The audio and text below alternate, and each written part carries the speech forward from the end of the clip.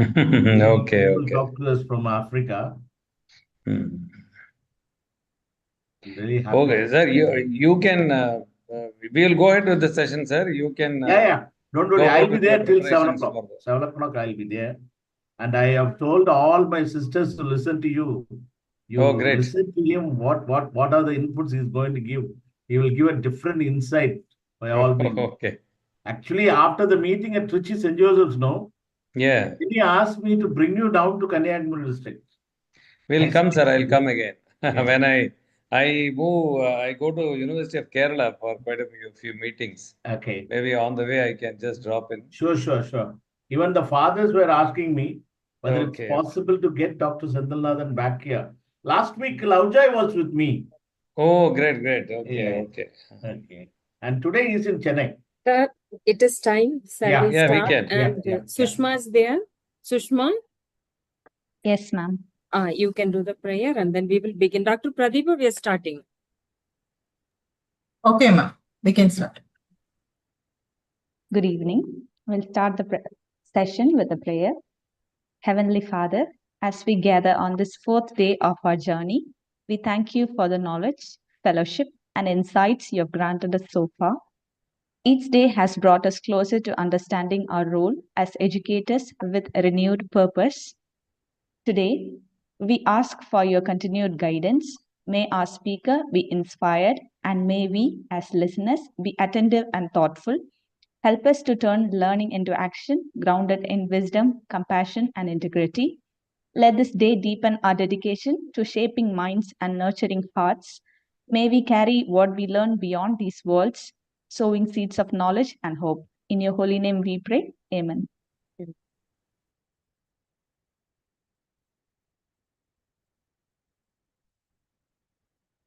Good evening, one and all present here.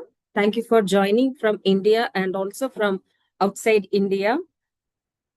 I would like to begin by saying educating the mind without educating the heart is no education at all, said by Aristotle.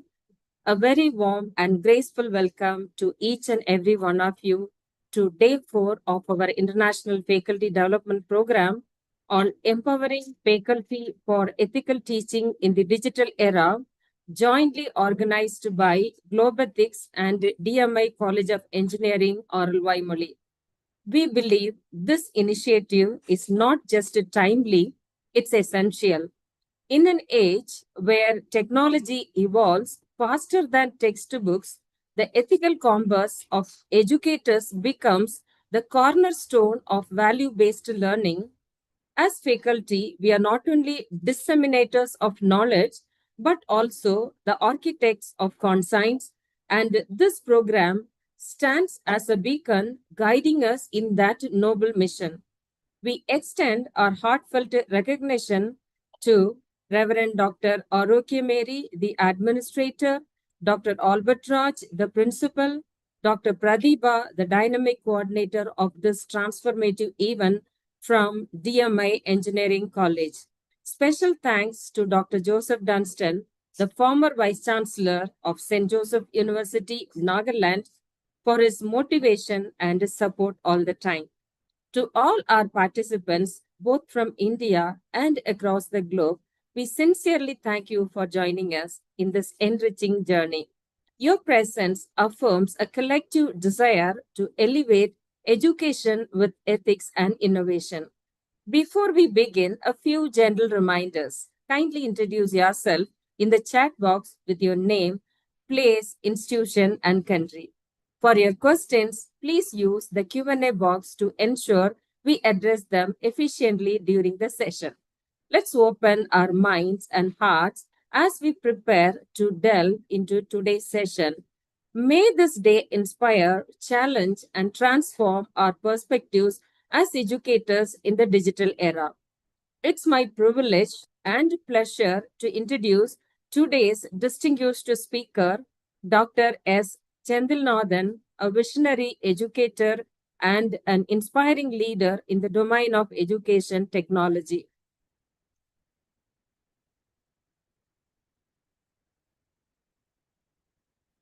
Dr. Chendilnathan currently serves as the program director of the UGC Malavia Mission Teacher Training Center and professor in the Department of Educational Technology at Bharathidasan University, Tiruchirappalli. He holds a rare blend of qualifications with MA in English, MA in Journalism and Mass Communication, MEd and a PhD, and has made exceptional contributions in areas such as ICT in education, e-learning, educational multimedia, e-content development, and English language teaching. Dr. Senthilnathan has worked with the global institutions like UNESCO and the Commonwealth of Learning and has led multiple national initiatives to strengthen digital teaching practices across universities in India. He has published over 60 research articles, authored 2 books, and guided numerous MPhil and PhD scholars. He is widely known for designing and facilitating faculty development programs that empower educators with the tools and strategies for digital transformation in teaching. Today, we are honored to have him speak to us on a highly relevant and timely topic, Open Educational Resources, OER, and Artificial Intelligence for Digital Education. With the growing importance of accessible technology, enhanced learning, his insights will be of immense value to all of us, especially as we continue to redefine our roles as educators and researchers in the digital age. So, without further ado, I'll invite Dr. S. Senthilnathan to deliver his address. Sir, the stage is yours.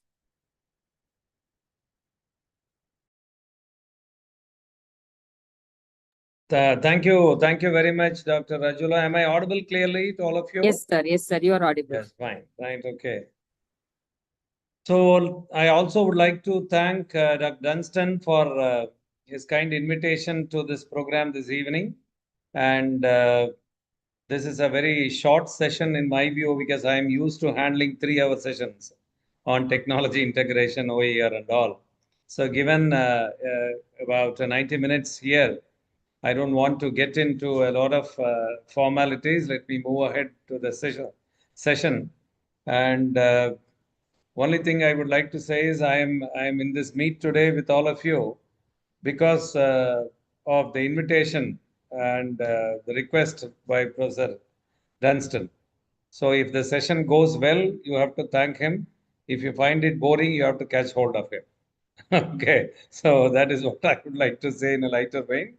So, dear friends, what I intend to do in the next 80-85 minutes is to present to you some of my thoughts and ideas on integrating open educational resources into teaching, learning, and evaluation, and of course, touch upon some AI tools. Because, you know, I may not take into the presentation mode a lot of AI tools because once we start demonstrating AI tools for education, we can go on and on till tomorrow morning. If the demonstration continues, it will go. And only thing is, tomorrow morning, by the time we feel that it is over, some new tools would have come. So that is the speed at which artificial intelligence, virtual reality, augmented reality, the so-called immersive technologies are developing. So anyway, we will move into this and discuss some of the key ideas related to the digital education and of course integration of OER and AI. So maybe the second part of the presentation will focus on a few demonstrations with the help of the screenshots as to what open contents are available and how they can provide world-class learning opportunities to your students. Yeah, that is what is the plan of action. And after the session, I will share with the organizing team 2 PDFs, right? One will consist of 2 pages of OER web portals, and the other one will be a list of AI platforms which are worthy of exploration by teachers. So they will share it with you and you can explore sometime later in the day or whenever you find time like. So, so is my slide moving? Yes, sir. Yeah, fine. So let me begin with a global perspective of this 21st century educational models. And I think these are all the terms that go with 21st century, and these are self-explanatory. I think all of you can guess the meaning at least of these expressions. But all that I want you to realize is that this 21 is not just a number. It's a huge concept now. And 21st century as an expression is increasingly becoming a prefix. And now we have some expressions like 21st century business, 21st century entertainment, 21st century agricultural systems, 21st century medical practices, 21st century educational systems, like that. So 21 is not just a number, it's a huge concept. And 21st century is viewed as a phenomenally advanced century with a lot of excitement around it. As much as excitement is there is also anxiety around it. We'll have to accept that. And the transition from 19th to 20th century and 20th to 21st, there is a phenomenal difference viewed, because the impact the transition is making, it is something very big.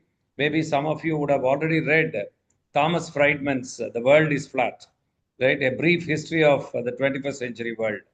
I request you to revisit it so that you will understand better, right, how things are happening. And I would also touch upon some more reports available, right, for our what to say, detailed reflections, right, which talk about certain dimensions of 21st century models of education.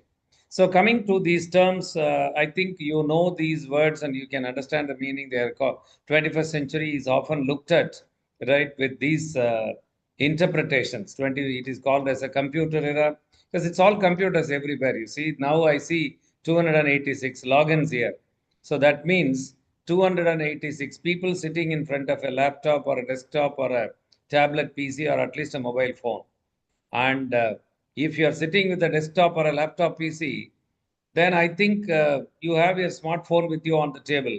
You are sitting with two computers, I'll say, because the smartphone that you have with you on the table is much more than a desktop PC these days. And it can outperform a laptop PC in many ways. So it's all computers everywhere. We call this as an information era.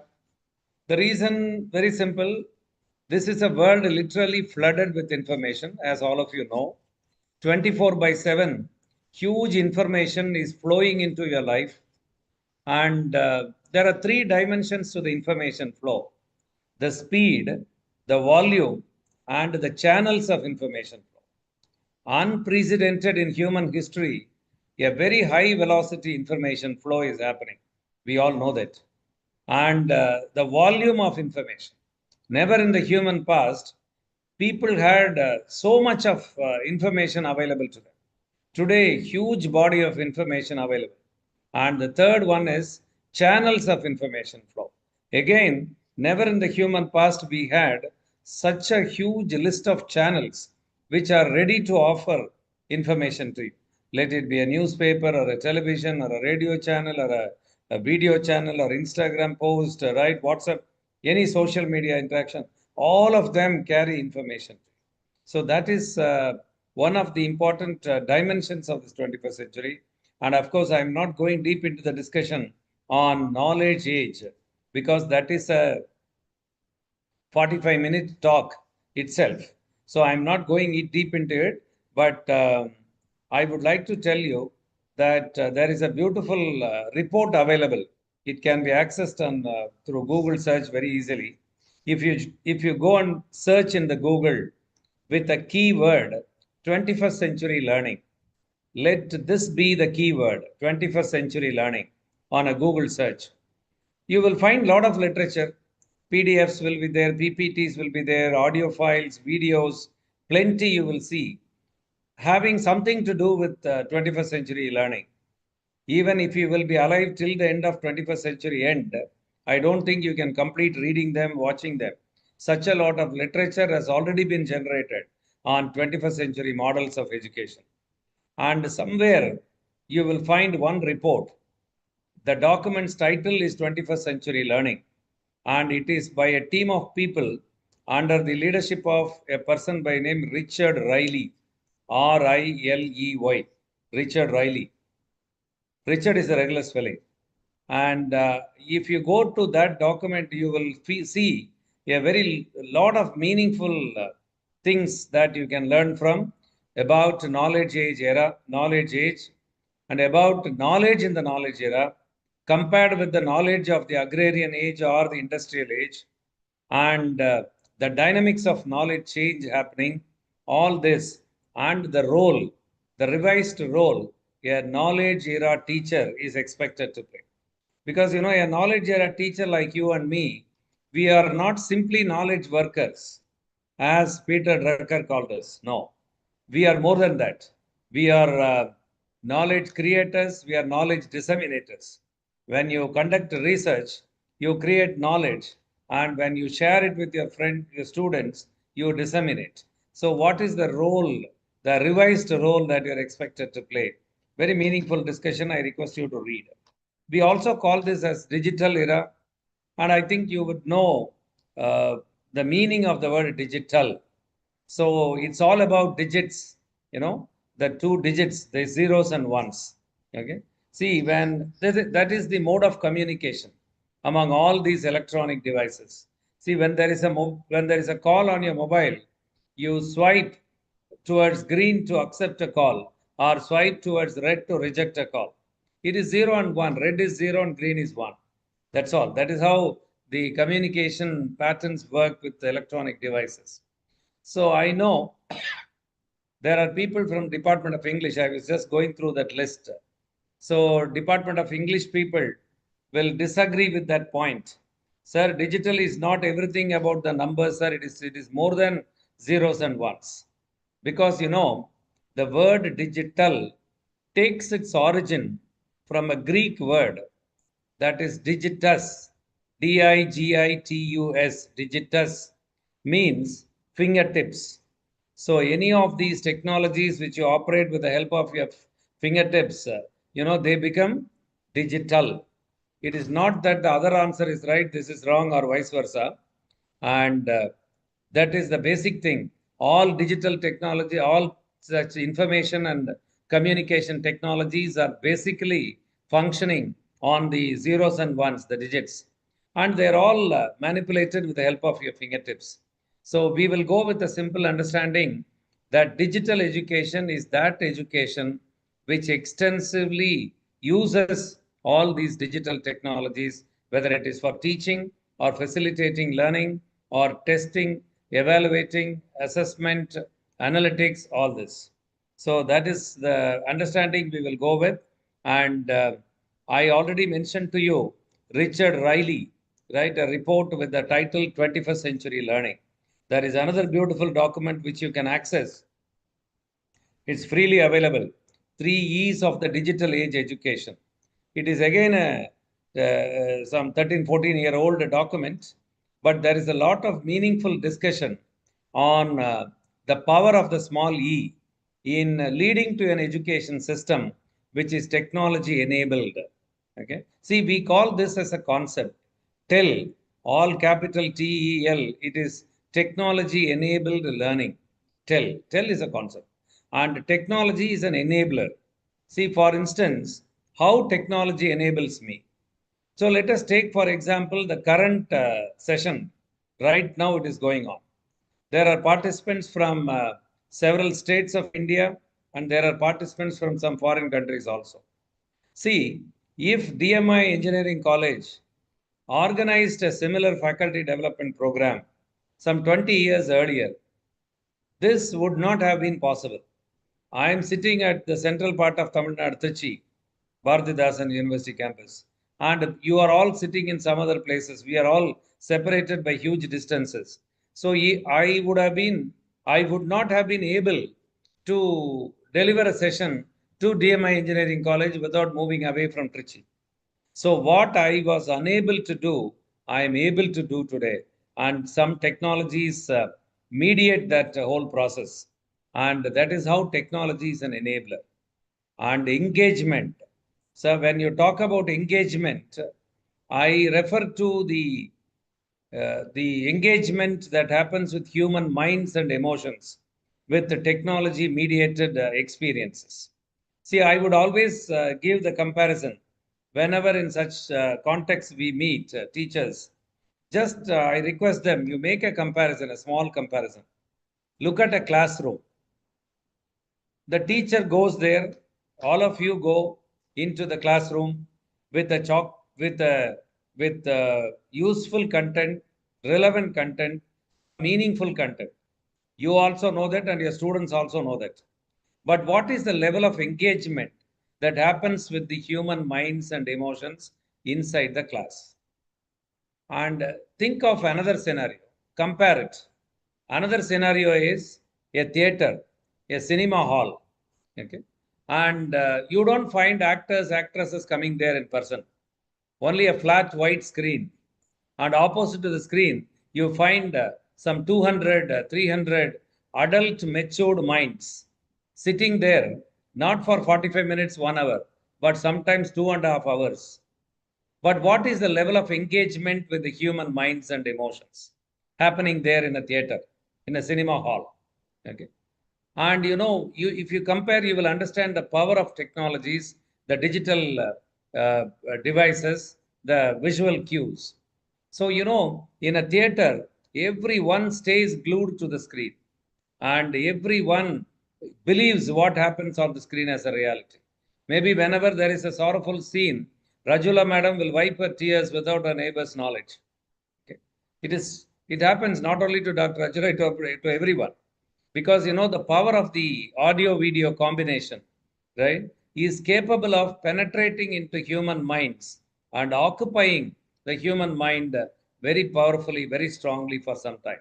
Sometime Ms. Sushma may say, "Oh my God, I saw one film here, oh, horribly bad. Such a bad headache I got. I have to take 2 Calpols," right? Okay, like that. It can penetrate, it can influence. Sometimes Ms. Sushma again may say, "Oh my God, I saw one film, such a lot of violence, bloodshed. I couldn't even eat my dinner properly that night." See, doesn't Sushma know that it is not fresh blood? It is not real blood. It is only fictitious, it is imaginary. But the audio video combination is capable of creating that effect in the human beings. It can even lead to a psychosomatic effect, which will last for some time. So that is the idea behind integrating multimedia, integrating video lessons, integrating visual learning experiences into the education system. And of course, we call these information and communication technologies as tools of empowerment. Simple reason, they are capable of empowering people on equal grounds. Technology doesn't differentiate between haves, have-nots, rich, poor, right? People from privileged communities, disadvantaged communities, nothing. It means the same thing to all. Maybe funnily we say, in front of God and Google, all are equal, right? It doesn't differentiate, right? The same learning resources, the same learning opportunities, same content will be delivered to any student sitting in any corner. So there is a boy sitting in the DMI Engineering College, Nagarkoil, right? Coming from a fisherman village nearby, coming from a very, very poor fisherman family. Okay. And there may be another boy coming from a very affluent family, sitting in IIT Mumbai. It doesn't differentiate, right? Google will treat both of them equal. Same learning resources will be delivered to them when they look for. So that is how we look at technologies as tools of empowerment. And coming to this, I request you to read this. It will be good if you can quickly go through this, at least skim through this whole quote.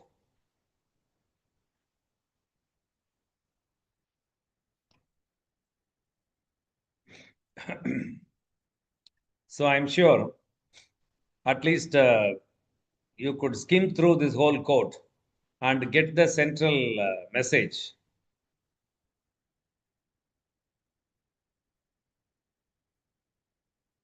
So I think you have got the central message of this whole code. Any idea why I asked you to read the slide yourself? Anybody can unmute? One of you can, please. Any idea why I asked you to read the slide yourself? Anybody? Dr. Rajula, madam, Yes, we have participants, are they allowed to unmute and speak? No. they can put message in the chat box. Okay, yeah. Any idea? Anybody can put a message in the chat box. If Any you idea can why get I it. asked you to read the slide? So we have Dr. Binoven Lal from Satyabama Institute teaching English, right? To create visual impact. Renzi madam says it's, yeah. So Gayatri boy says it's about blackboard.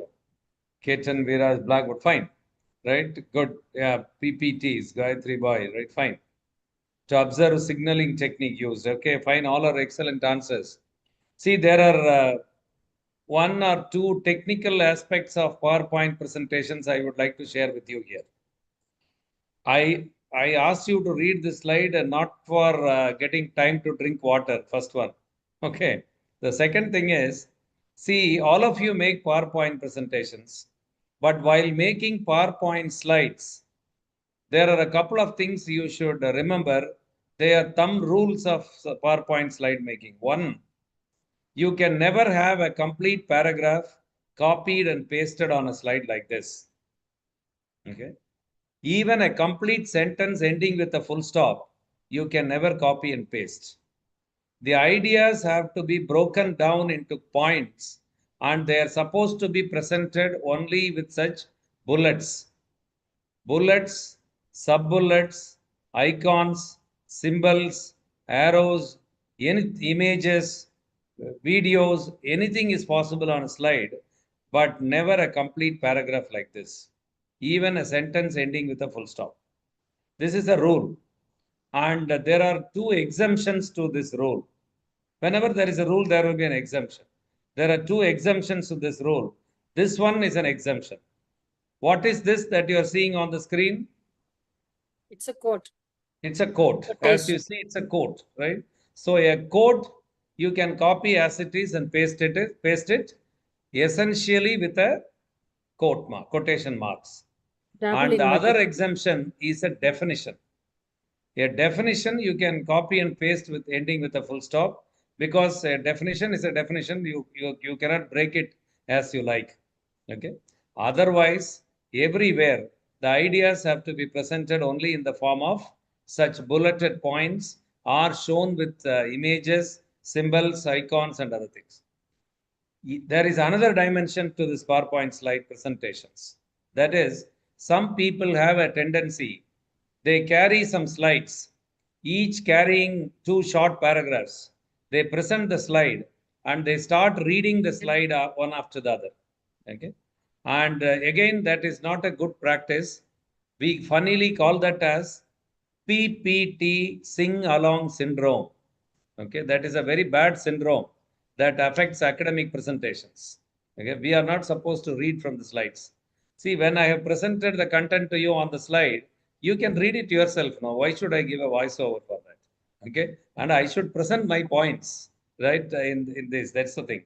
Anyway, coming to the business, right, coming to the content of the code. So this is the beginning. This is the starting point of the chalk and talk model. Okay. And when did this come into the class? When did the blackboard get introduced into the classroom? Which year? Anyone?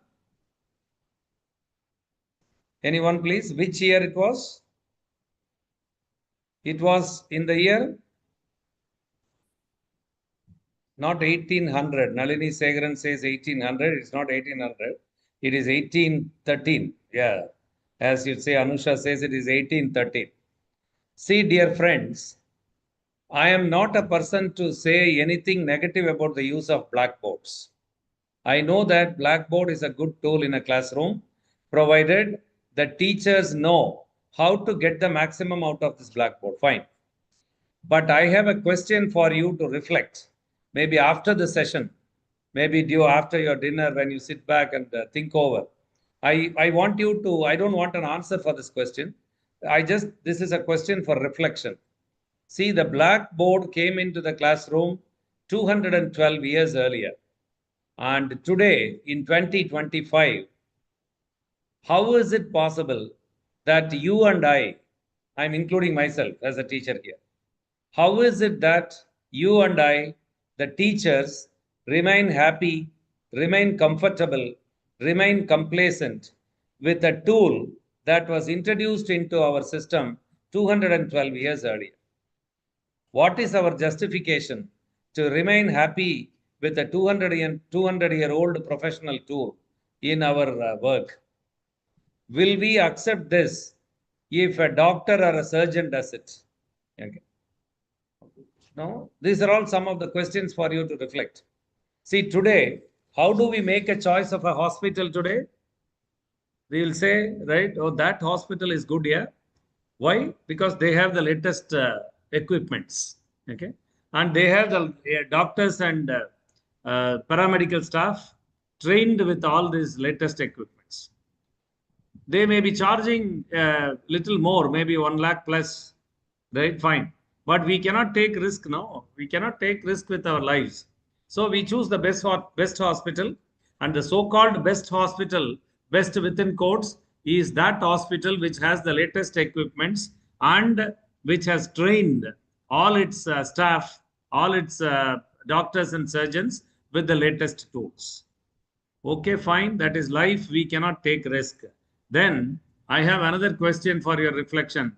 Can we take risk with our students' lives? Right? Taking classes with 212-year-old blackboard model. I'm just again throwing this question for your reflection. Again, dear friends, nothing negative about the use of blackboard, but only to highlight this point that today's teachers have to essentially think of newer tools in the context of a newer educational model. That is the point here. 21st century educational models are digital education models.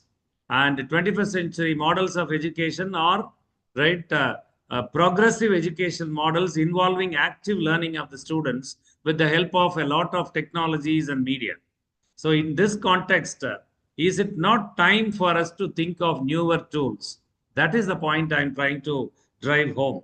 And all these things and much more than this. Starting from a very, very low cost FM radio, a low cost audio medium, FM radio, to the very advanced ones like gamification tools, gamification platforms, a whole range of technologies available. Okay. And the red ones, I have purposefully put certain things in red color because they are real red alerts for you. If you are a teacher with another 5 or 10 years of service ahead, you have to look at them as real red alerts on the pathway of your profession. Because another few years down the line, worldwide, the educational systems are going to be revolutionized with all these technologies, and altogether a different model of education is going to be in place, especially in with the context of massive open online courses. In fact, they also come under open educational practices, MOOCs, MOOC, massive open online courses. I will speak about them when I go to the demo mode. OER, I will elaborately throw light on that, don't worry. Educational cloud, all cloud-based educational tools, technologies. See, I would tell you, dear friends, if some of you, I know you're all computer science people, I was reading the name list in the chat box.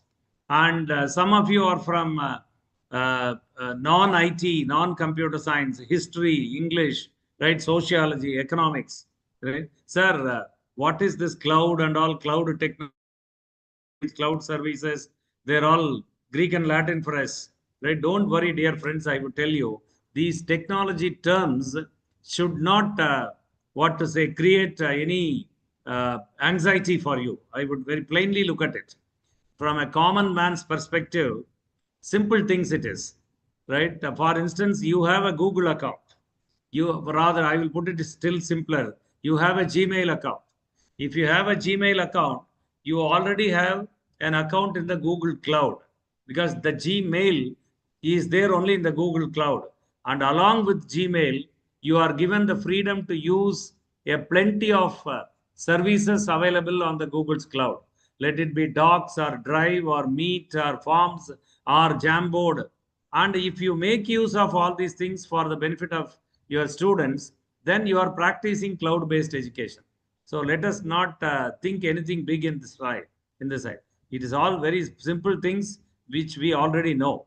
And the second generation web technologies, third generation, and other things. See, I would always say, if you know Web 3, Web 4, it is good.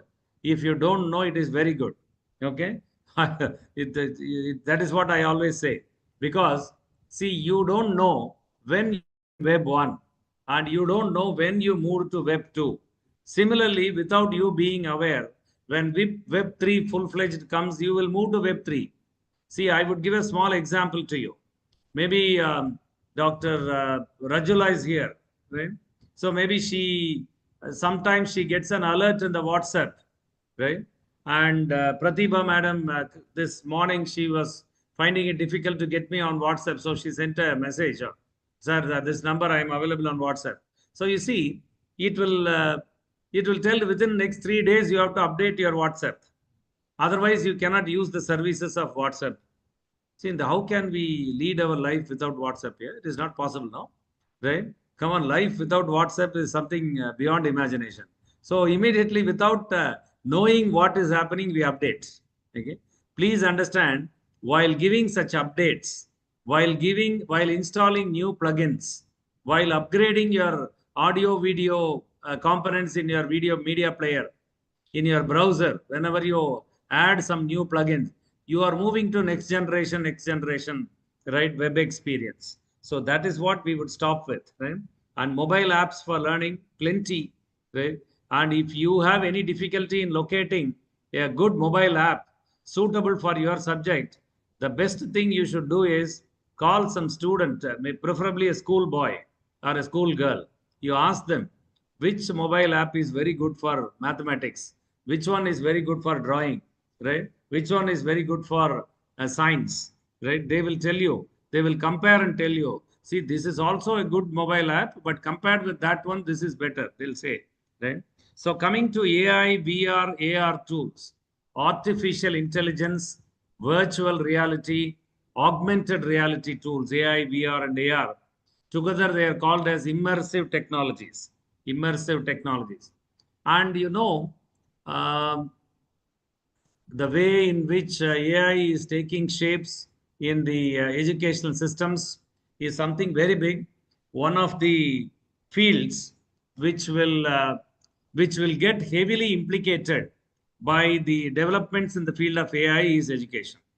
No doubt, health sector, transportation, banking, all these are going to get implicated by AI's developments, but not as much as education systems will go, right? I request you to read. There is a beautiful book available, Selvin, I will share in the WhatsApp, Selvin, right? Should robots replace teachers? This is the title of the book. Should robots replace teachers? Navin Selvin, right? I think I will share with you, right, the name and the author clearly in the chat box subsequent later, right? You can just explore and you will understand, right, how it is going to be. So coming to the one, AI, VR, and AR into education will ultimately lead to intelligent learning environments. So the learning environments for the students will become artificially intelligent. And artificially intelligent learning environments means the environment will have a profile of the learner, and in tune with the profile, the environment will give the learning content and the learning resources, and it will present the content in a way that will be easy for the learner, that will be acceptable to the learner. Okay, so that is how the system will align, because you know the AI and all these LLM large language models will work and have a complete profile of what Rajula as a learner, what Sushma as a learner, and maybe some other name, right, as individual as a learner. And learning content will be graded and presented to the learner in tune with the individual differences.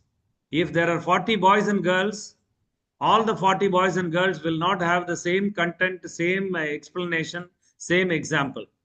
You know, this is happening in a conventional model of education. I'm not blaming any teacher here. It is the system, which we call it as a one-size-fits-all model. Okay, one-size-fits-all model. But intelligent learning environment will give every learner a different learning pathway. Every learner will be given a different learning pathway. Rajula will travel in a different pathway of learning mathematics, and Sushma will travel in a different learning pathway of learning mathematics. Okay, it will go like that. And if there is Asogan and Pratibha, right, they will take a different pathways of learning, and all of them will be learning mathematics. All of them will be learning algebra. All of them will be learning the same level, 9th standard or 10th standard, if they are of the same age. But the learning content will be different, and the methodology of facilitation happening will be different, and this different will be directly linked to their individual differences. Okay, this is not one size fits all model here. It is every learner taking a different learning pathway. And now Pratibha travels in a different learning pathway, Asogan travels in a different learning pathway, Rajula needs a different learning pathway, and Sushma wants a different learning pathway. 4 different learners, 4 different learning pathways. Who will create these learning pathways? That is where the teacher's role comes, right? A 21st century teacher will be a learning designer. Okay, he or she is not going to be a teacher.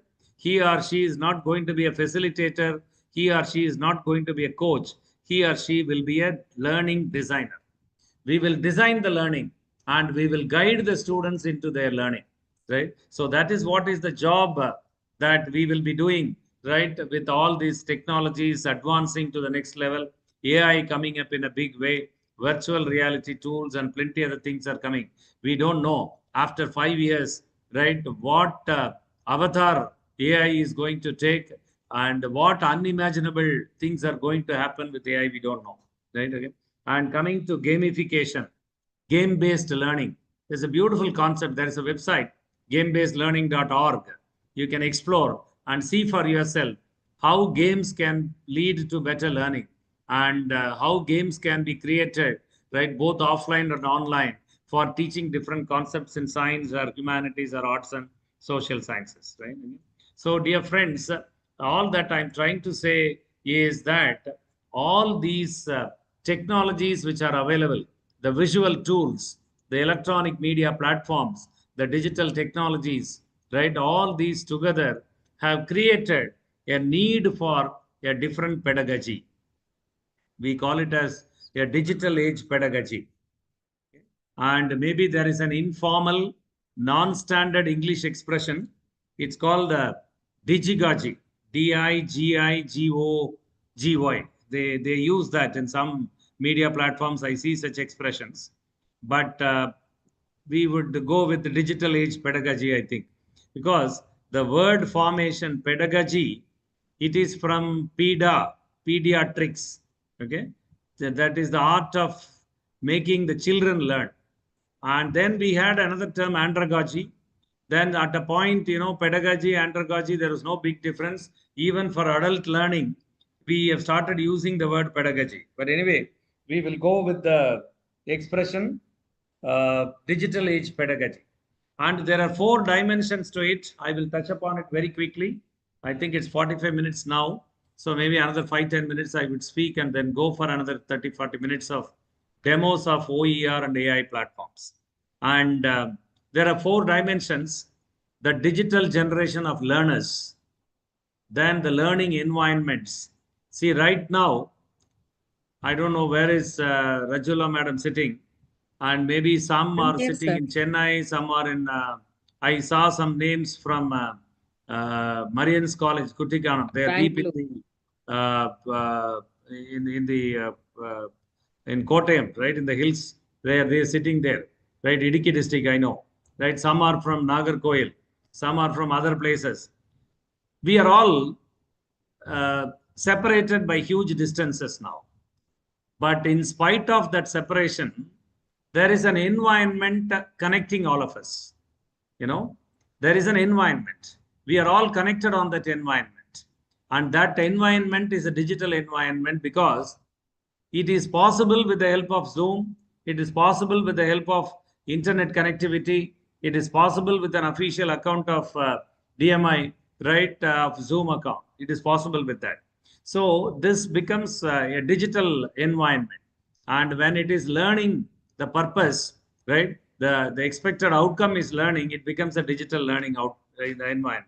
So that the environments of learning are not physical, they are digital today.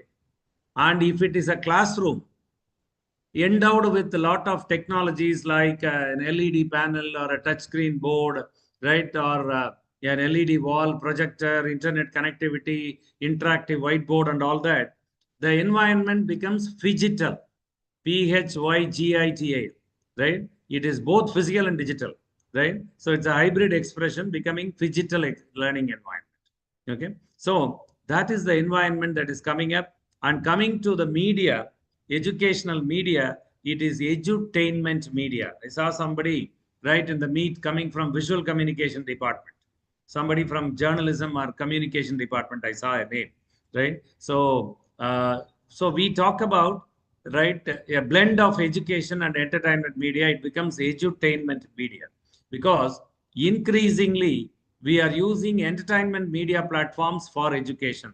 Let it be television or video or graphics or multimedia, animation or gaming, any of these techno platforms which are primarily meant for entertainment, we have started incorporating them into educational systems. So that's how it becomes digital edutainment media.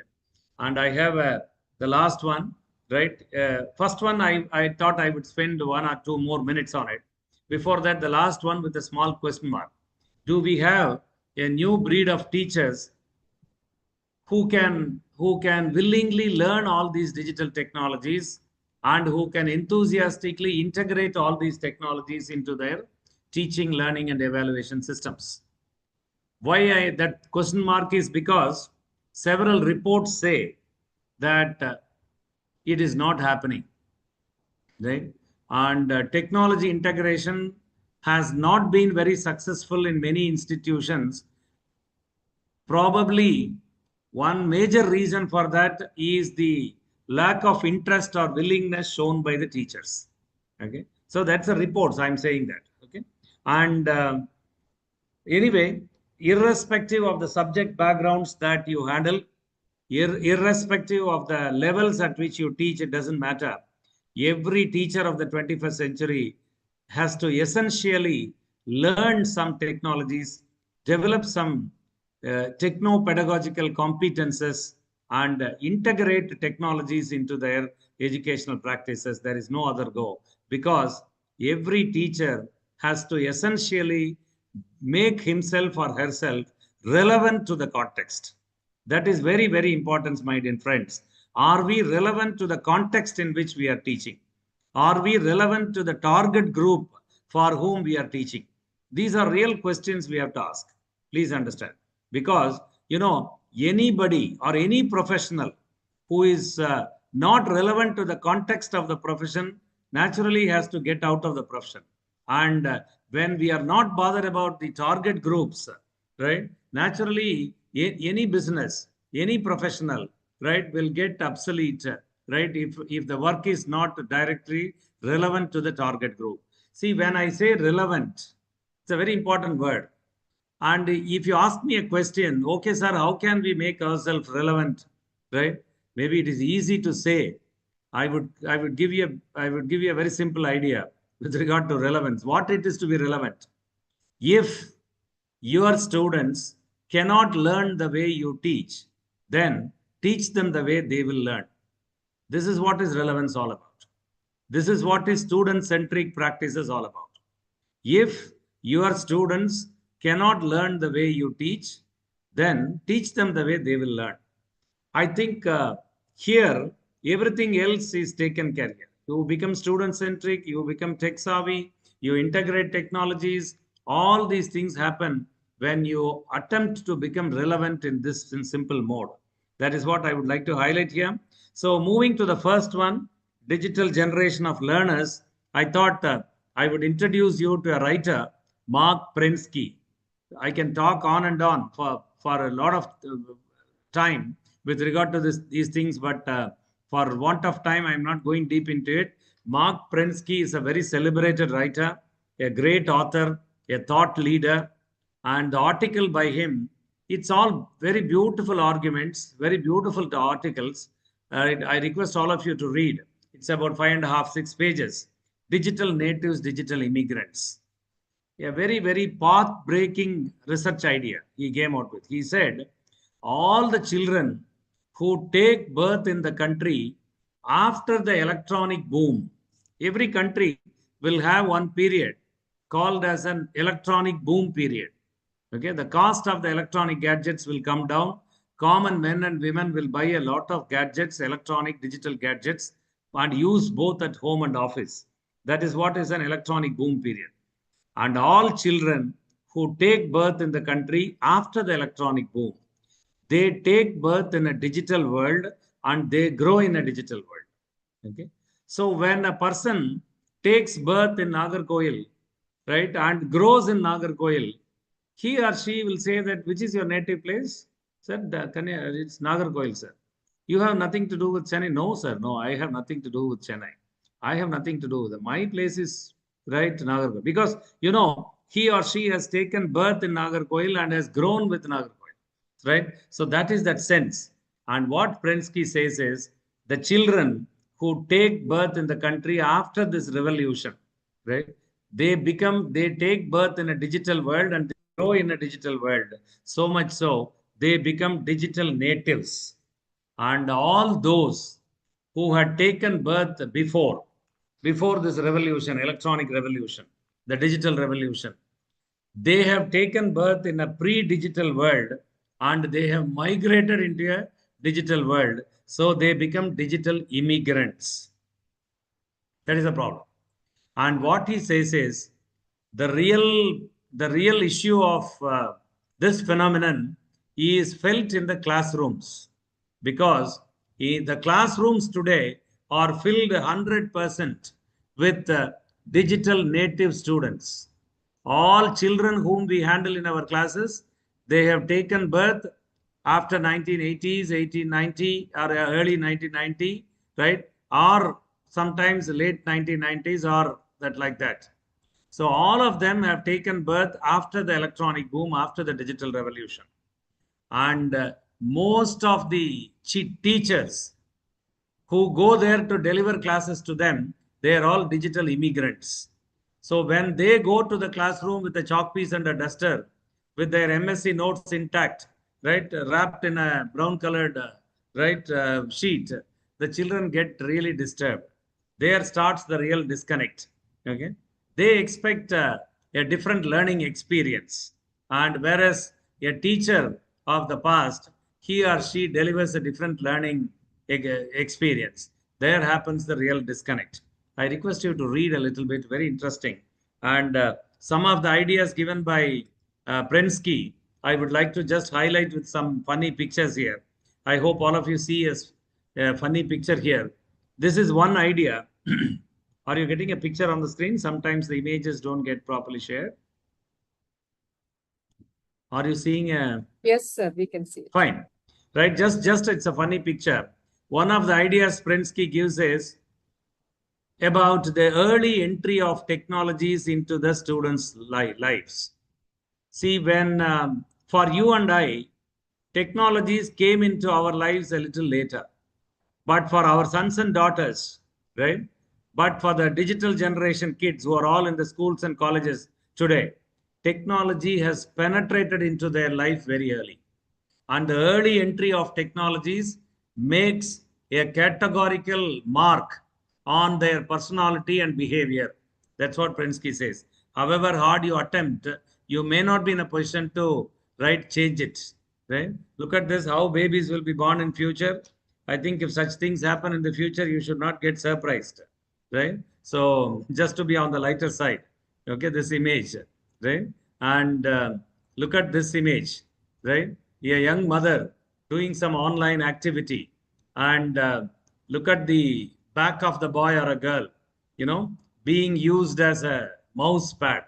Okay, if you ask Professor Dunstan sir, when did he get the touch and feel of a computer mouse? Probably late 30s, right? Or late 20s or early 30s. Okay, and myself and people like Dunstan sir, we took at least 2 weeks to learn double clicking to be open, right? Only after 2 weeks we realized that the other side there is a click in the mouse. We didn't know what to do with that. So that is how, right, technology came into our lives. But you see, this boy or a girl, maybe less than a year old, but gets the touch and feel of a, right, computer mouse. See, I think you're getting the point. Just to be on the lighter side, these pictures, but beyond the laughter, right, what message, right, is getting, right, communicated, I think you can guess. There is no generation gap, you see. It's all the same, right, the touch screen generation. And look at this image. This is again a popular one in the social media, right? So the Neogen alphabet, right? The young kids, they pick up a technical vocabulary. They pick up the language of digital communication, and they just like that fluently use it.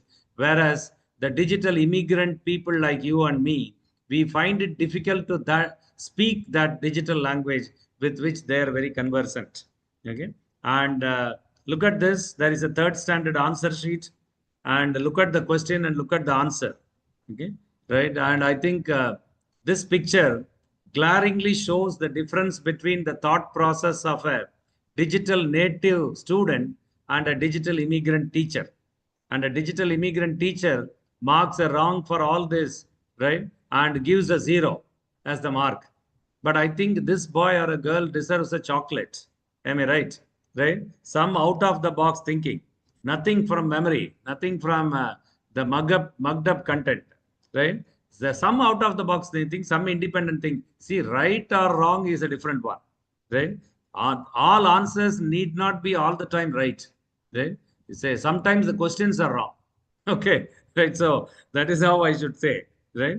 But I think, right, if this boy or a girl comes to our class, this is what will happen. They will say, Madam, you just write and go, madam, right? Again, right, sir, what, sir, all the time telling make notes, you just write anything, leave the class without wiping the board, we will take care, right? They have a digital storage. See, jokes apart, my dear friends, I think I would have to stop this talking and show some of the OER, right? So jokes apart, all that I'm trying to say is that the generation of students whom we are handling are getting day by day more and more digital. Okay, and if you want to understand them better, I strongly suggest these people, Jukes and Anita, Understanding Digital Kids, Palfrey and Gazer, Understanding the First Generation Digital Natives. See, maybe for the participants from Tamil Nadu, this is a holiday time, this is a summer vacation. Maybe after a week or so, the colleges will reopen, and you will go on the day one of the reopening, after the reopening, and very happily seeing your boys and girls. Remember one thing, right? When you see your boys and girls, 40, 50 sitting in front of you, all of them belong to the first generation of digital natives, right? And you as a teacher are never going to have any boy or a girl, right, born before 1980 as a student, right? You are always going to get students from the upcoming generations, right? So you have to ensure that you are making yourself relevant to them. And look at this Ian Gilbert's, right, literature book, Why Do I Need a Teacher When I've Got Google? So there is already Google there, then why there is a teacher, right? So like that, the book looks a little negative in its title, but the book is a very positive book where some solid arguments are put as to why a teacher is needed in spite of Google. I request you to read both Ian Gilbert and right, Selwyn, right? Should robots replace teachers, right? You will get a little more comprehensive picture of the revised role that a teacher is expected to play in the era of Google, in the era of YouTube, in the era of AI tools, right? So now, friends, right, this is the kind of digital learning environment that has emerged now. No institution is away from the learner in terms of physical distances, whether it is India's DMI Engineering College or USA's Temple University, all are only a click away. No, all are just a few 0 kilometer away. At the click of a mouse, you can be there on any university, right, at any part of the world. And borderless and global education system. And I already talked about entertainment media being used for education. So finally, I just have to highlight 1 or 2 minutes on this, the role that a digital age teacher is expected to play. A digital age teacher that you are, right, that I am, right? We are not here to dispense information. A plus B whole square, what it is, this salt and this salt at this temperature, what smell it will give, what color it will be. These are all bits and pieces of information which Google can take care, which Bing can take care, which Ask can take care. And you as a human teacher with your infinite capabilities of the mind are expected to play a different role, that of orchestrating the learning process. Okay, you know, you might have seen in an orchestra, a musical troupe, a person standing in full suit and giving directions where the music should go, where the chorus should come down, where the male singer should start.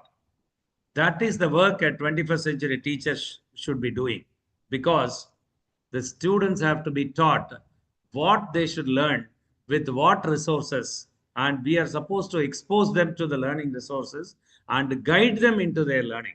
Right? You have to tell the boys, come on boys, come on girls, please understand this is unit 1.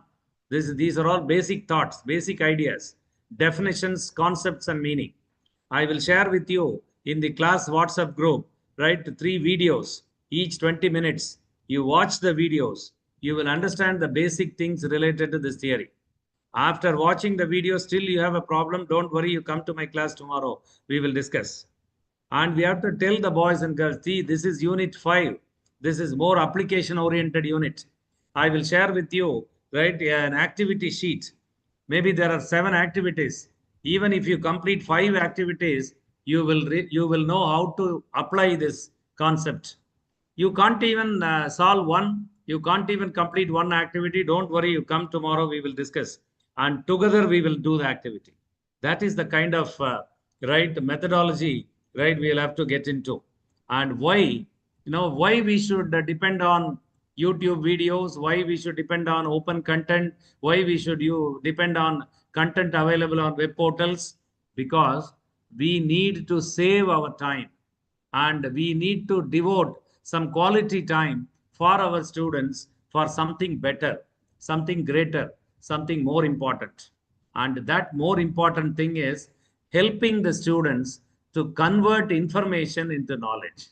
Okay? Please understand, dear friends, whether it is AI, ChatGPT or DeepSeek or Google, any of them cannot give anything more than information. They can give only information. They can never tell you how to convert that information into knowledge. If information has to get converted into knowledge, there are some mental processes involved which require higher order thinking skills. And as a human teacher, we should focus more on higher order thinking skills rather than, right, the basic things which the machines can take care, right? And I've just put I'm not going to talk about any of these platforms here. I'm just leaving it to you. This is an image available on Google image search also, and maybe you can take a screenshot. We talk about Bloom's taxonomy, cognitive domain, and here a list of web applications, a list of web tools, right, mapped to all these K levels, the lower order K levels and higher order K levels, right? And I am not going to speak about any of these things, no demonstration here, because only in a lab setup, we can make you work on this and get you into action with that. But I'm telling you only one thing, any of these technologies, let it be, right, even the topmost ones, VoiceThread, Prezi, right, Glogster, right, even those ones, they will not take more than 10 days, maximum 7 days to 10 days. Every one of you can master. Why I am, see, there are about 462 participants I see, a very huge number, right? I don't know what is your level of ICT competence. I don't know. But still, I authentically say that any one of you can master these tools in about 1 week to 10 days time. Reasons there are two. One, all these technologies are little more advanced technologies, more robust platforms. And technologies are, they become more and more user friendly, and they become more and more learner friendly when they become advanced. Please understand, advanced technologies are the easiest to learn and the easiest to use. So you can easily learn all these technologies because they are of a little higher order. And the second one is, all of them come with ready-made inbuilt tutorials. For instance, you want to learn how to make a Prezi presentation. Just go on Google. You can do it immediately after my session, right? Prezi, right? Prezi presentation. It will take to Prezi platform, and there will be a free download of the basic version. When you download the basic version, it will ask you, should you need tutorials? If yes, what tutorial? You want a video tutorial or an audio tutorial or a text tutorial, right? So you download a video tutorial, watch the video. What is happening on the screen, you do it parallelly in another window. You will learn how to work with Prezi. That's all. And another thing that you should understand, my dear friends, with regard to technologies, the best learning is self-learning. Okay, the best learning is trial and error learning. Okay, so that is what I would like to highlight to you.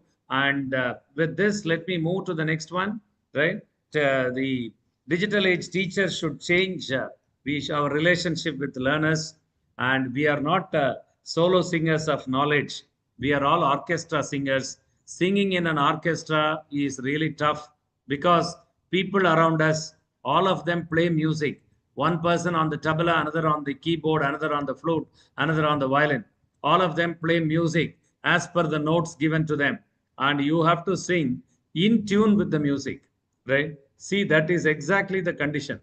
There are radio channels, there are television channels, there are video channels, there are learning management systems, there are mobile apps, there are AI tools, right? All these are available for our students to learn from. Okay, they are all here to facilitate learning to our students, and we are also here. So we have been reduced to one of the many sources available for their knowledge acquisition, for their skill building. So we will have to realign our work, and we will have to recast our role, and we have to re-engineer our pedagogies so that we will make ourselves relevant to the context, relevant to the students. So essentially, a digital era teacher is a networked teacher, right? Nobody can escape networking with technologies. Sir, I am a teacher of history subject, sir, right? What business I have with multimedia? What business I have with mobile tools? No. No teacher can escape from this networking. Every teacher has to essentially network, collaborate with the technologies, with the tools, with applications, right? So that is what is the need of the hour. And now, if you want to network, there are plenty of things available here. Okay, and one thing I would like to highlight here is the OER, Open Educational Resources. See, in the expression OER, I request you to be little more specific to the expressions open and resources. The word resources is a kind of a blanket term, is an umbrella term under which many things come. Your lecture notes, PPTs, recorded videos, right? Assignment questions, practice tests, right? Videos, right? Multimedia content, right? Software, all these will come under the banner term resources. Okay, and the word open, the most importantly to be understood is this word. The word open stands for whatever digital electronic resources which are available to you for free. For free means free for what? Free for downloading, free for sharing, free for editing and modifying, free for redistributing, and free for sharing. All these free for downloading, free for using, free for sharing and free for sharing, free for editing and modifying, and free for redistributing.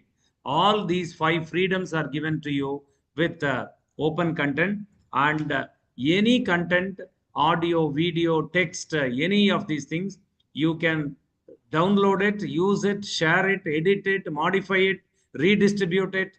All you can do free of cost, legally. The most important word is legally, right? Because with a copyright protected work. So let me say, Dr. Sushma is here. What do you teach, Dr. Sushma? Because that was the one who spoke. May I know, or anybody, Dr. Pratibha, what do you teach, ma? I think used to teach English. May I know who it is? This is Rajula. Rajula teaches English. So let us say Dr. Rajula buys a book on practical English usage by Michael Swan, right? And it is by a foreign book publisher, maybe Oxford University Press, London. The book is in Indian cost somewhere 2,000 rupees. And when she opens the book, I'm sure she will see inside a capital C with a round over it, the letter capital C and a round over it. And next to that, there will be a word publisher, which means the book has the copyright. Who holds the copyright? The publisher. That means even though Rajula pays 2,000 rupees and buys the book, she cannot even just like that photocopy 50 pages and distribute in the class. She cannot do it because the intellectual property rights over the contents of the book are with the Oxford University Press. Okay. And so if she does it, if she gives the book to the class students and tell her, see, all the 50 of you, you can take a photocopy of 3 chapters. First 3 chapters, it will be useful for all of you. She may be arrested for this because because it is a criminal procedure now, right? You know, this is IPR rules are now getting stringent, right? So if I talk about single C with a round over it, you must also know a little about the 2 small C's with a round over it. The 2 small C's are the Creative Commons, right? Creative Commons is the licensing authority. So when a content is licensed under Creative Commons, it becomes open content and it becomes freely downloadable, shareable, modifiable, editable, and redistributable. So you have to look for this symbol, 2 small C's with a round over it. So wherever, and this is another image. Maybe you can take a screenshot of this, right? So this will, tell you, right, what type of content you can do, what type of work. CC by SA means what, CC by ND means what, right? Which you can just like that copy and publish. Which one you have to attribute. We have to give the citation, all that you can do. But these color codes and CC by ND, that symbol meaning, if you don't know that clearly, and if you are going to use some web content, you will be into plagiarism somewhere. You will be caught, right? Please understand, right? See, this is something that any academician, any researcher, we must know. Just like that, we cannot go to Elsevier and download a journal paper and just like that quote it in our paper without citation. It cannot happen. You will have to look for these symbols, whether the content is protected, whether it is copyright material or copyleft material. You will have to know that very clearly. Okay, friends, so I'm just stopping this part here. So I would just show a couple of the OER portals and explain to you, just to initiate you into the process of using open content and move into open pedagogical practices, right? So the one And don't worry, don't worry about the URLs and other things. I will share with the technical team organizers, right, a complete list of this OER, which I'm showing here. And of course, in each category, I have 10 or 12 web portals, but only one in every category I will show here, right, for saving time.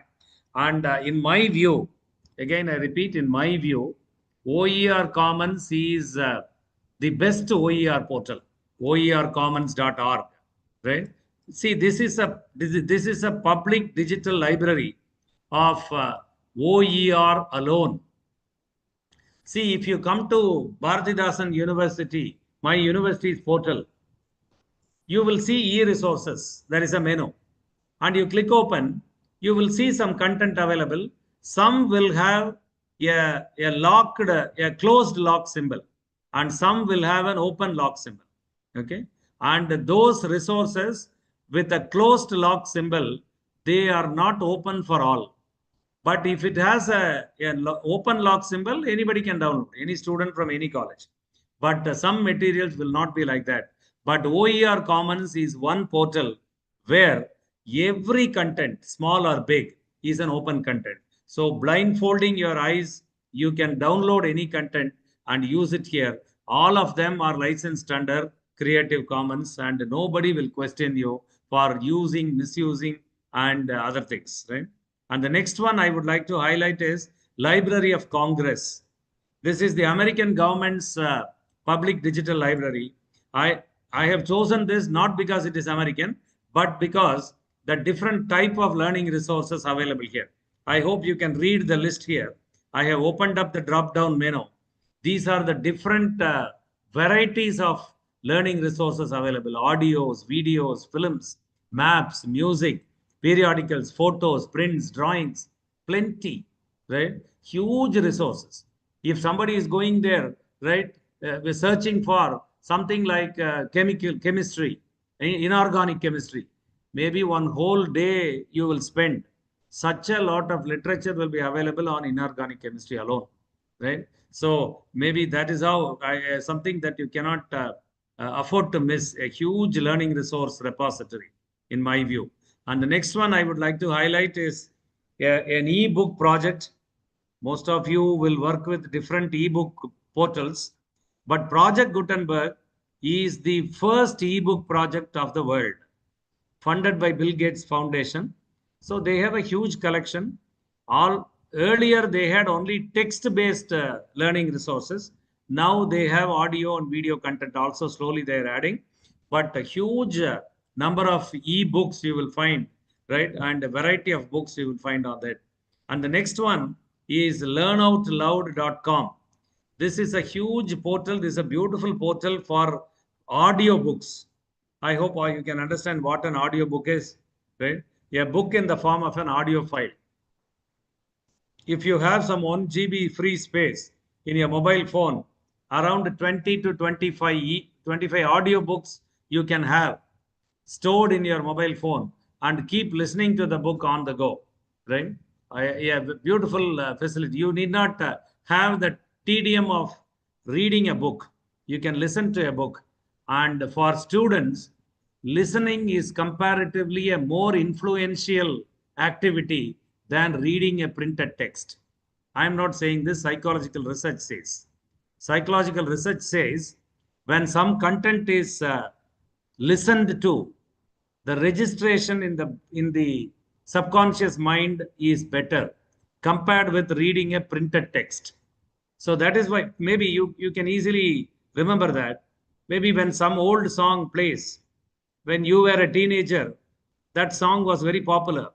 And after 10 years, 15 years now, that song is played in the FM radio somewhere. And you know, you will start singing along with it. But I'm sure you never sat in a corner and got it by heart, the whole song. You listened to it several times during those days. So it got registered somewhere in your subconscious mind. So, and when the situation warrants, it surfaces. That is the idea of using audiobooks. Plenty of audiobooks for free download. You can get here, audiobooks, free stuff. You can get, and you know, the range of topics, themes are, see here, arts, entertainment, biography, business, education, history, language, literature, philosophy, politics, science, self-development, social science, plenty, right? So you can just explore that. The next one I would like to highlight is bloggeries. I think most of you know about academic blogging or what a blog is. A blog is a personal web page for you. If you want to create a blog, either you can go to wordpress.com or blogger.com. Blogger is a part of Google's cloud. Okay. See, I am not doing any marketing for Blogger and WordPress. I am sharing these two names because in my view, these two are the most user-friendly blogging platforms. If you know emailing, you can be blogging, right? Very, very easily. And a blog is a personal website for you. And you can have any content made available on your blog, which your student can access 24/7, right? You can upload all your PPTs, videos, assignment questions, previous year question papers, some YouTube video link for better understanding. All these you can upload on your blog and share the link with the students, right? Maybe you go to my portal, right? rajulaenglish.wordpress.com will be the blog for her. So if the student goes there, whatever Rajula as a teacher of English wants to share with the student community will be made available, 24/7 accessible, right? And this is bloggeries.com. Bloggeries.com is a directory of blogs. This is not a blogging platform, but all the blogs in the world will be available here, right? Collected, categorized, and made available. So a student wants to know, where can I find blogs related to chemistry? He can come here, she can come here, click open education, go inside, see there will be options, arts, humanities, social sciences, sciences. If she clicks on sciences, the list will again come, agriculture to zoology, A to Z.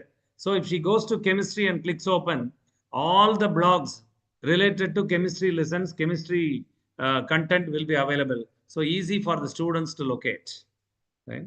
And this is the next one I would like to highlight is podcasts. I have purposefully got a screenshot of Oxford University's podcasting platform. One reason is this symbol. I think you see the two small C's with the round over it. Okay. And you see here, there are some links, staging Shakespeare. If a professor of English sitting here, I think some name I saw earlier, right, representing, right, an English department. Somebody's name I saw earlier, right? Prajakta Rao, right, is there. And so let us say, Prajakta goes to, am I right in my pronunciation? I don't know your name, right? Okay, sorry if it is wrong, right? So she goes to Oxford podcasting platform.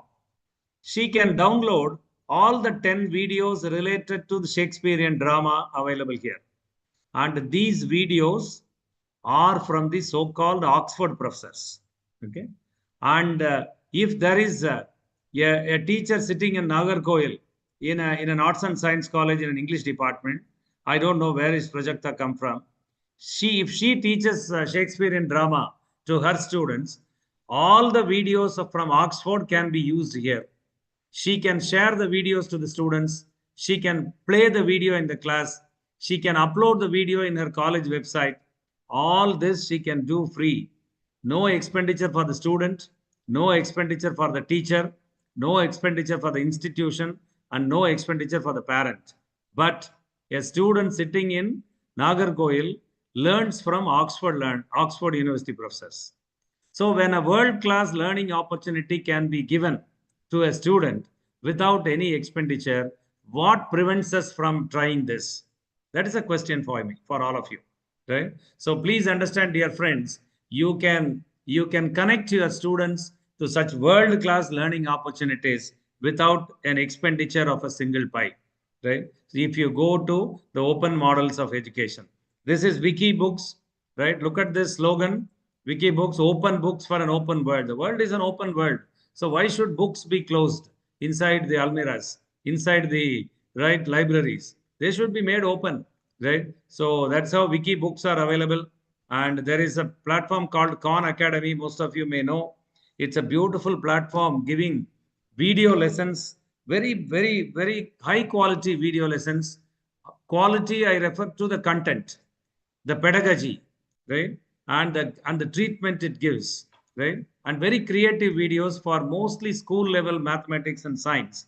But what is Khan Academy doing for school level content? Cosmo Learning is doing for collegiate level. You will find plenty of videos, only video, no audio, no text based, only video based learning resources here. Astronomy, biology, chemistry, computer science, geology, mathematics, paleontology, engineering, aerospace, agriculture, bioengineering, chemical, civil, electrical, industrial, right? All videos and videos only, right? And all of them are for free. Okay? And this is MIT Open Courseware. I'm left with another 5 minutes. Organizing team, am I right? Yes, sir. Yeah, fine.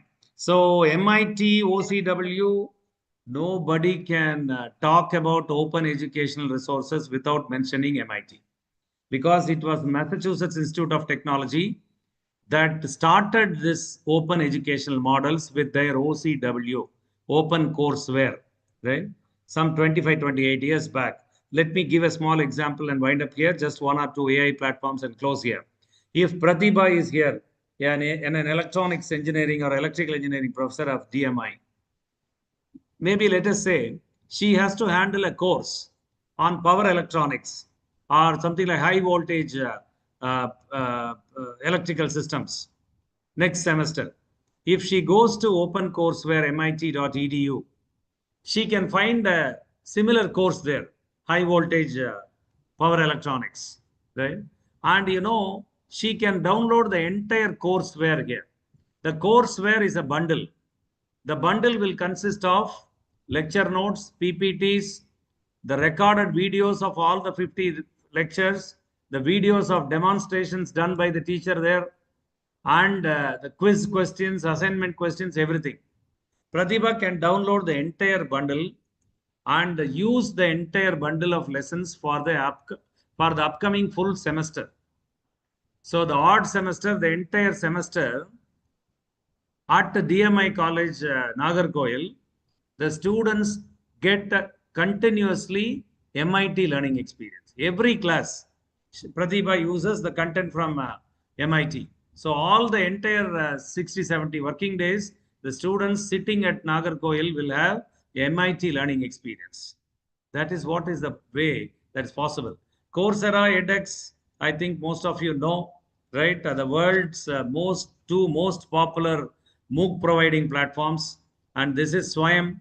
Swayam is an indigenously developed MOOC platform for India students by Indian teachers, right? Indian students by Indian teachers. And this is on board available with 6,000 courses, right?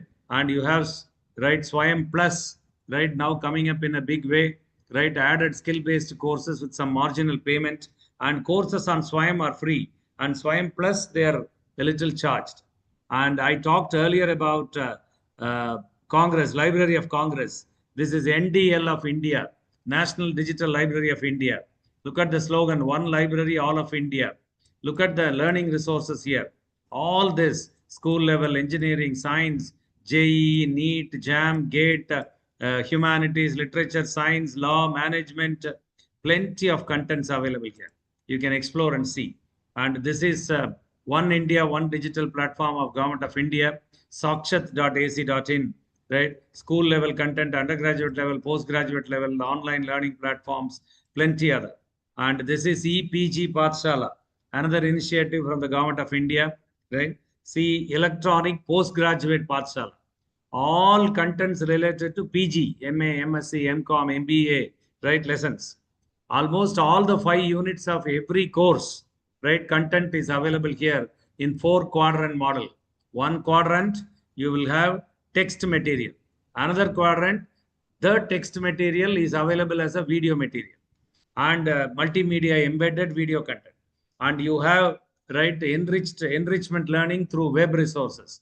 And you have you have self-check activities, quiz and other things, right, in the fourth quadrant, right, like that. And this is Consortium for Educational Communication, right, for non-science, engineering and technology UG courses, Consortium for Educational Communication. This is NPTEL. I think as an engineering college teacher, most of you will know, National Program on Technology Enabled Learning, IIT Madras is coordinating, right? All engineering lessons, engineering courses. And this is IIT Bombay's portal, Talk to a Teacher. Look at this portal. Courses on View comprises of courses taught by IIT Bombay faculty that have been recorded live in the classroom. So live recording inside IIT Bombay and streaming. So any engineering college student sitting in any remote village can straight away learn from IIT lessons, right? IIT professors, right? So this is FOSSEE, free and open source software in engineering education. Plenty of open source software for teaching science, engineering, technology concepts. These are all virtual laboratories, right? So for conducting practicals, you have plenty of virtual laboratories. So if a zoology teacher wants to conduct a practical on frog dissection, here on a virtual platform, a student can learn frog dissection without killing a single frog. 100 times he can dissect a frog without killing a single frog. That is how they have been designed. I request all of you to explore and see very beautifully created tools and content. And this is Swayam Prabha. Swayam Prabha is a bouquet of 34 DTH channels, 24/7 giving video lessons, multimedia content, presentations, demonstrations. This is Vidyamitra. Vidyamitra is an integrated e-content portal. You have plenty of e-contents integrated into a single portal, right? You can access all of them here. And the next one is UGCeresources.in. The University Grants Commission of India has got a dedicated portal for all arts and science colleges here. So this is going to be the largest e-resource portal meant for arts and science college students. And this is the latest one after the National Education Policy 2020, National Educational Alliance for Technology. Look at the slogan here, personalized learning using the best educational technology from the industry. The word industry refers to Google, Microsoft, Wipro, Intel, IBM, Novell, such big IT companies. The IT giants are joining hands with Government of India for providing personalized learning experiences to the students. The companies are going to contribute a lot in terms of the technologies and content. So I thought I would focus on simply 4 AI platforms. I'm not going to take much of time here. Just expose you to that. Maybe one, if time permits, I'll demonstrate quickly. There is one portal, Eduate.ai is most of the time .ai is extension for AI platforms.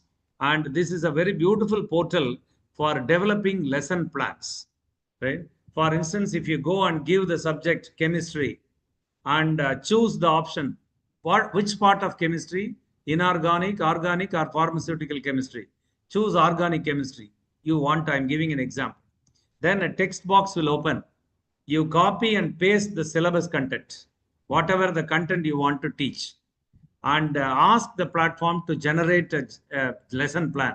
It will generate 2 or 3 different lesson plans and give you. Whichever you are comfortable with, you can take and go and handle a class. Okay. And that is for generating lesson plans. And this is, in my view, an ultimate AI platform for all teachers. Alayna, ALAYNA, right? If you go to alayna.us, you will find lots and lots of lessons available. Lesson plans will be there, academic content will be there, assessment mechanism will be there, tests will be there, quizzes will be there, matching exercises, fill in the blank type, short answer type, all types of questions will be there, prompts will be there, discussion questions will be there, deep thinking questions will be there, games for explaining that concept will be there. All will be made available in a single portal, alayna.us. I request you, never miss Alayna. Maybe if you sit after your dinner, I am sure you will spend a sleepless night at least for 4 or 5 hours. You will never feel like getting out of Alena portal because such a lot of content is made available and very interesting to work with, right? And the next one I would highlight, right, through a demo, question well. And the next one is brisk teaching. Brisk teaching, the fourth one, the final one. This is a Chrome extension. If you add brisk to your Chrome extension, you know, the slogan says very clearly, you see, teaching is irreplaceable. You have to teach, so you are needed there as a teacher. But for the rest of your workload, there is brisk, right? So that is what it will say. So maybe, madam, may I take 1 or 2 minutes for one brief demo? Yes, sir. Yeah, just one portal, just to initiate you into the process. Right? So this is what I just thought I would stop here with 1 or 2. As I told you, dear friends, we can go on and on for hours with the demo of AI tools.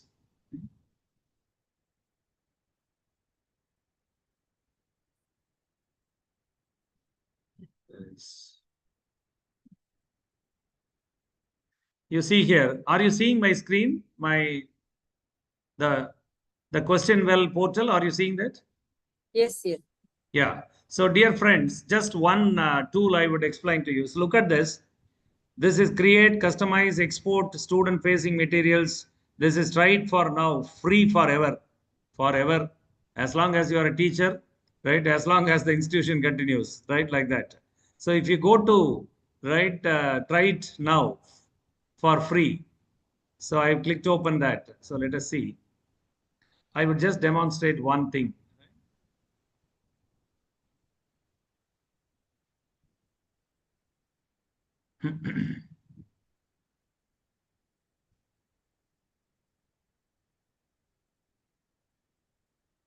And you see, when you log into Question Well, it will ask you, enter Question Well with Google credentials or Microsoft or Facebook, like that. So now this will be the landing page of this screen, this site. And there are some set things here. So get 10 questions. And this is 10T, 35, you can change. Multiple choice questions, short answer, fill in the blank, true, false, all this. Then questions about what content, right? Can anyone give me one topic from your subject, please? Anyone quickly, please? Can anyone give me some topic from your subject? Let us see how it generates questions. Tense. I'm not getting you. Tense. Yeah, tense, right? In English grammar. Am I right? Yes. So the questions have to be generated in English, and it should be at the level of, right? We are all college. We'll choose college. Then you see, you can add context to the question. You can add files. You can add text. You can add a website. You can add video. You can add standards. All these things you can do. Now I'll click on this prompt, generate questions. See, dear friends, I am not showing anything from my PPT slide. It is happening right in front of you. A question paper is getting generated.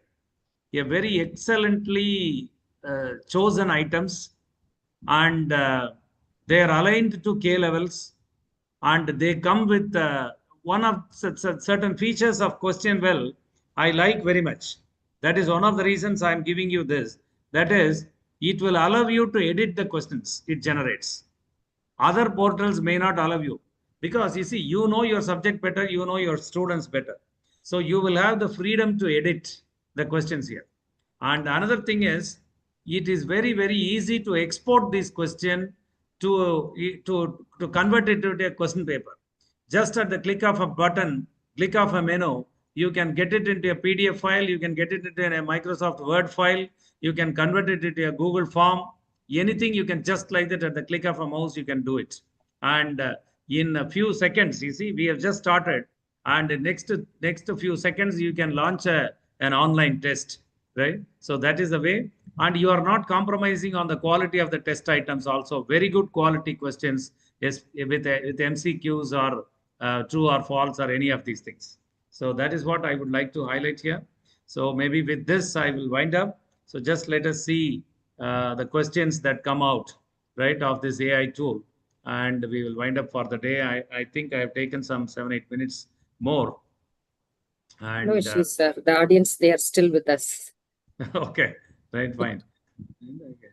So look at this, right? So madam gave the prompt tense in English grammar. So look at this. This side you find reading material. So tense is an important part of English grammar. Then simple present. Then where it is used. Then simple past. Explanations are given here.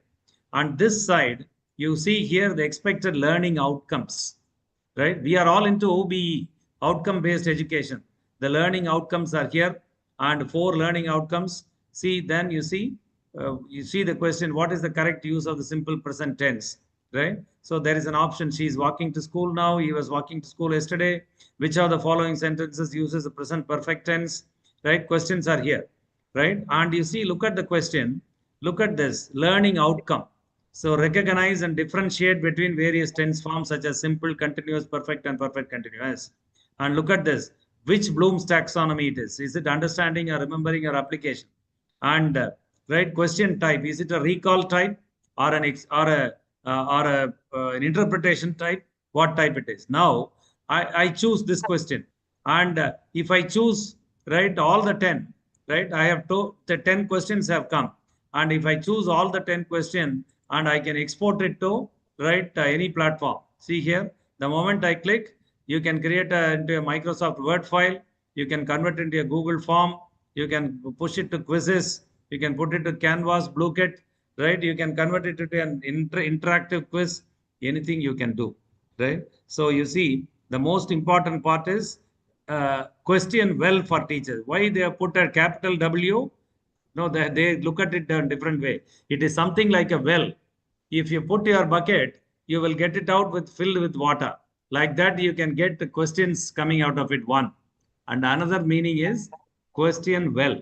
So ask some good questions, right? Okay. Make the questions clear for your students, right? So some good quality questions are important. So that is what I thought I would share with you now. And I would like to wind up here with this person, Alvin Toffler. I always end my ICT talks with Alvin Toffler. Who is going to be an illiterate now in this century? A person who cannot learn new things, a person who cannot unlearn certain old things, and a person who cannot relearn something in a revised context. See, dear teachers, you are all 21st century teachers, you are all digital era teachers. And teaching in the digital era is something like taking a walk on the treadmill. If you are walking on the road or the ground, you can walk, look around, you can move sideways, all this. But you are walking on a treadmill. The moment you stop, you will fall. Okay. So every day, every week, every month, every semester, we have to learn something new. We'll have to unlearn something old, and we'll have to relearn something in a revised context. That is what is my appeal, my dear friends. If I have given something from my understanding for you to reflect upon, I will feel that the purpose of inviting me is served. And I would like to thank you all sincerely. And I would like to just wind up here with only one observation that, all of us have to do today's jobs with today's tools. And whatever I have shown now are a little bit of today's tools. If you do today's jobs with yesterday's tools, you may be out of business tomorrow. That is what I would like to tell you. Thank you, my dear friends. It has been a real pleasure talking to all of you, right, and sharing something, right, from my understanding of technology integration. With this, let me stop my presentation, and it's over to the organizers, please. Thank you so much, sir. You have really shared valuable insights along with your expertise, and it has really sparked meaningful interaction with the participants, and you have really motivated and empowered the listeners, and also you provided new perspectives and ideas. I feel like saying you are a great speaker, and you are. Somebody is asking that chat box, can we get the PPT? I will share with either Pratibha or Rajula. So this is also open content only. You can remove the first slide, add your name, and present it somewhere else, right? I'll be happy, right? Okay, Yes. right. Okay. You're so Fine. generous, sir. Right, The right. beauty of learning lies in its transformative power to expand the learners' minds, broaden their perspectives, and unlock their potential. And you have done all of that today. And personally, I felt it was motivational, really uplifting, and it really offered a lot of new perspective. And also, I felt it was a visionary presentation, very expansive information, futuristic perspective. You have paid a lot of attention, and then it has given forward thinking and awe-inspiring. And I admire the passion that you have for teaching, learning, unlearning, relearning, and the knowledge and delivery. Today, what you have shared with us has left a lasting impact on the attendees. And I thank you so much. And I think there is a question. And I think you have you should really thank Dr. received a lot of admiration. Not to me. You just look at the chat box. No, thanks should go to Professor Dunstan. I told you at the very beginning now, if it is useful, thank him. If it is boring, you catch hold of him. Right? No, highly useful. And then your voice also adds to that. And then you really maintained the energy that you had in the beginning till the end. And very impressive, truly very impressive. And there is only one question I can see. What do you do if your institution lacks the necessary digital tools for teaching and you're faced with impacting digital natives as a digital immigrant? Fine, that's a very good question. See, the very idea of open content, open pedagogical practices is that institutions should not be spending too much of their resources, money on it. Parents, students, teachers. See, my dear friends, see, for instance, there are today options available. Even if you don't have an internet connection in your campus, but you have at home, or you have a mobile phone and electricity to recharge your phone, right? You can do a lot of activities wherever the network is available in online mode, and you can practice that. You can repeat it in offline mode with some plugins. It is possible.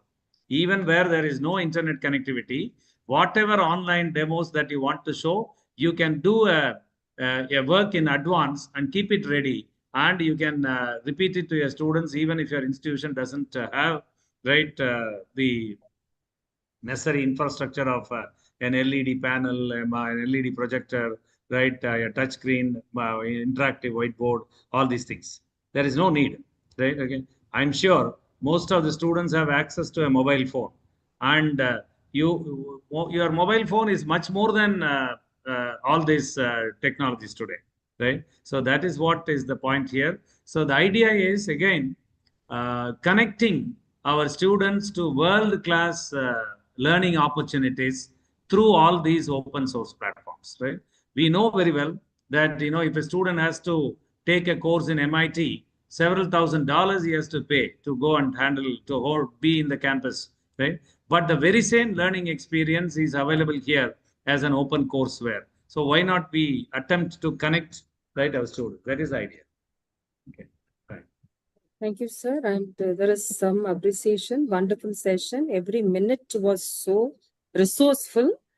And they're asking for the recorded session. We have actually recorded in our YouTube, so we'll share the link with everyone. And I think it's time to conclude the session. And from Globothic side, we look forward for your continued support, sir. For the first time, I'm listening to you. We can disperse with vote of thanks, madam. Already 10-15 minutes gone. The best way to thank me is that the participants should do something with these technologies for their students. Okay, sir. Let me also take this opportunity to thank you formally, Dr. Senthilnathan, for that illuminating and thought-provoking session. Your insights on the role of open educational resources and artificial intelligence in shaping the future of digital education were both timely and inspiring. The practical frameworks, thoughtful reflection, and future-forward perspectives you shared have certainly enriched our understanding and opened up new avenues for exploration. On behalf of all the participants, the organizing team, and our institution, I extend our heartfelt thanks to you, sir, for making the time to be with us and for sharing your expertise so generously. We look forward to your continued learning from you and to apply the valuable takeaways from today's session in our teaching and research endeavor. Thank you once again, sir. Thank you very much and good night, all of you. Good night, sir. Dear participants, as we conclude day 4 of this enlightening journey, let's take a moment to reflect on the knowledge, insights, and ethical dimensions we have explored together. Our sincere thanks to today's distinguished speaker once again for sharing his wisdom and enriching our understanding of ethical teaching in today's dynamic landscape. And a special word of gratitude goes to Reverend Dr. Arogya Mary, Dr. Albert Raj, Dr. Pradibha, the team from DMI Engineering College. To all our participants, thank you for your active engagement, thoughtful reflection, and unwavering enthusiasm. Your commitment reaffirms our shared mission of nurturing not just knowledgeable but ethically grounded learners. We look forward to welcoming you all tomorrow at the same time for day 5 as we continue our shared journey of ethical empowerment in education. Until then, stay inspired, stay ethical, and stay connected. I would like to finish by saying ethics is knowing the difference between what you have a right to do and what is right to do, said by Potter Stewart. Thank you and good evening to all. See you tomorrow. Thank you so much. Thank you so much, sir. I'll definitely reach out to you. Thank you. We end the webinar.